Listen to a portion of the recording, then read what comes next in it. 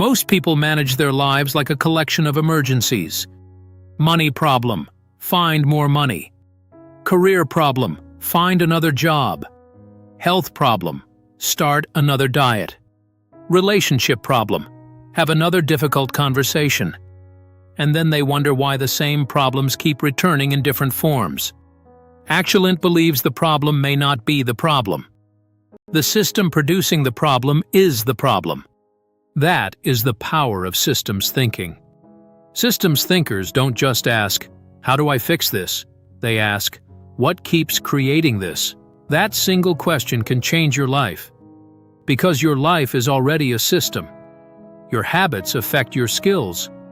Your skills affect your opportunities. Your relationships affect your thinking. Your environment affects your behavior. And your financial decisions affect your freedom. Nothing exists completely by itself.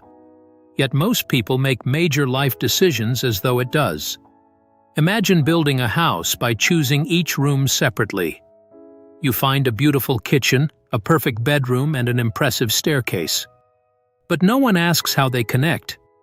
You don't have a house, you have expensive pieces. Many people build their lives exactly this way. A career that doesn't fit their personality, a lifestyle their income struggles to support, and relationships that conflict with their ambitions. Every individual choice may seem reasonable, but the system as a whole doesn't work. Systems thinking forces you to zoom out. Ask yourself, what kind of life am I actually trying to create? Not what job do I want? Not how much money do I want? Not where do I want to live? Those are components. What is the entire system?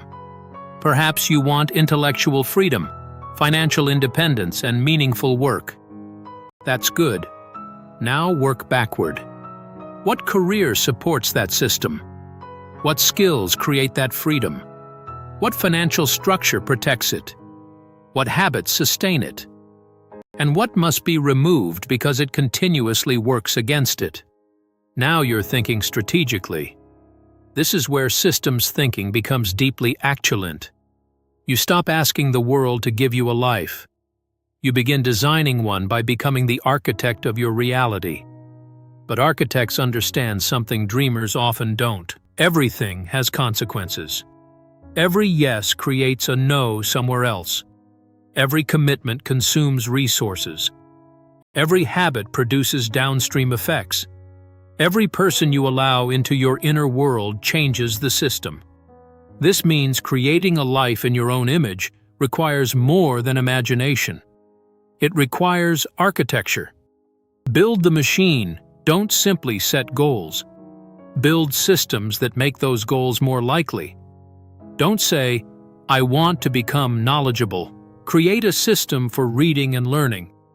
Don't say, "I want financial freedom."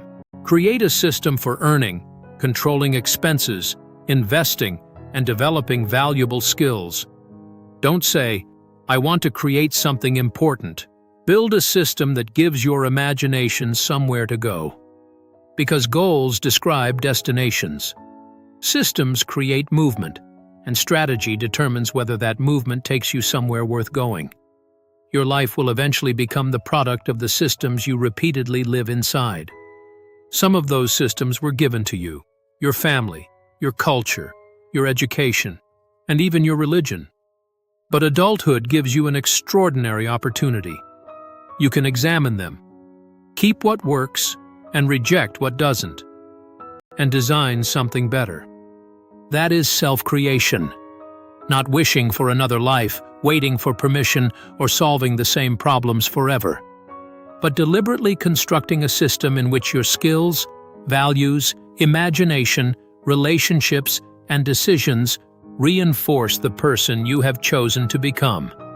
So stop asking, "What should I do next?" Ask the more powerful question, "What am I building?